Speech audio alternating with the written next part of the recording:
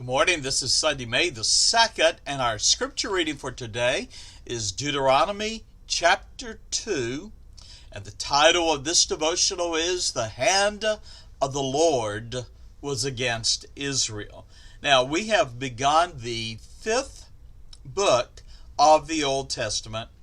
It is our final study of the book that is called the Pentateuch. And so we're going to take the next few days, the next week, to do our study through the book of Deuteronomy. If you would like the introduction, you can find that at heartofashepherd.org. But let's go to our study. Well, Moses' speech to Israel began in Deuteronomy chapter 1. And he continues now in Deuteronomy chapter 2 to recall that nation's wilderness wanderings.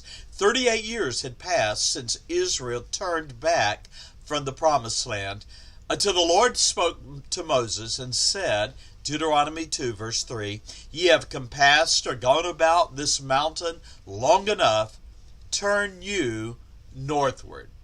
Well, Israel was warned that there were nations whose people they were not to distress because they had kinship with them. The first was the Edomites, Deuteronomy 2, 4 through 7. They were descendants of Esau, who was the brother of Jacob. Jacob, was later known as Israel. Jacob was also the father of the 12 tribes of Israel. And so the Edomites, through Esau, the brother of Jacob, who was also the son of Isaac, had a kinship with Israel. Now, they were enemies. But nevertheless, the Lord goes on to say in Deuteronomy 2 and verse 5 that he commanded Israel not to meddle with Edom. And he goes on and says, "For I will not give you of their land. I have given them Mount Seir unto Esau," that is the Edomites, "for a possession." Now the Lord had blessed the children of Israel, we read in Deuteronomy 2 and verse 7, that they lacked nothing. And therefore they were not to spoil Edom or use their fear for an advantage. But they were to buy meat and buy water of Esau, Edomites, for money. Now, the same was true of the Moabites. The Israel, as they marched through the land, were not to distress the Moabites, for they were of Lot's lineage. You might remember from Genesis that Lot had children by incestuous relationship with his two daughters. Now, it's an awful sin, but it was a reality that out of that incestuous relationship, there were two sons that would be born. One was to be the father of the Moabites.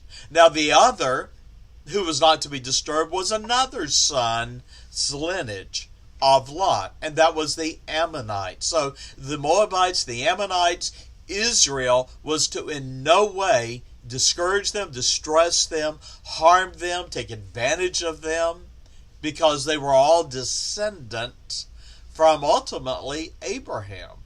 Now, then we come to the Amorites. Now, the Amorites were not descended from a lineage that would be of kinship to Israel. And so the Amorites, whose king was Sihon, Israel was to destroy them. When Moses went forward and offered safe passage to the Amorites, particularly to King Sihon, to offer peace for safe passage, and requested that Israel be sold meat and water for money. But the Amorites denied them. And therefore the Lord determined providentially to use the king's refusal, and he hardened Sihon's spirit and made his heart obstinate that he might deliver his hand to Israel, his land to Israel. That is, God's purpose was accomplished through the wickedness of the heart of King Sihon. As a result of that, God hardened his heart, used that providentially to give the lands to Israel. Now that would be the lands that were on the east side of the Jordan River, and not the original Canaanite land of promise. Now I want to close with a thought. In the midst of Moses' discourse to Israel and his review of the events that had brought the nation to the threshold of Canaan, Moses reminded the people, right in the midst of his speech, how their forefathers had refused to have faith and cross over into the promised land as God had commanded.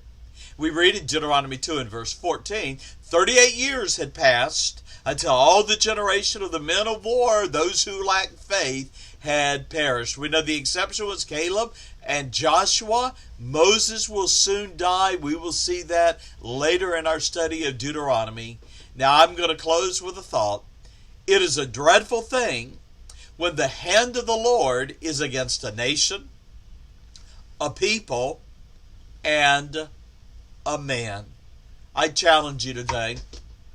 Live in such a way that God's blessing, not God's hand, is against you. God bless you. Have a great day. This is the day that we worship the Lord. I hope that you'll either be in a church that is close to you, or that you'll seek out Hillsdale Baptist Church. We're in Tampa Bay, or online. Join us at hillsdalebaptist.org. The Lord bless you. Have a great day. Bye-bye.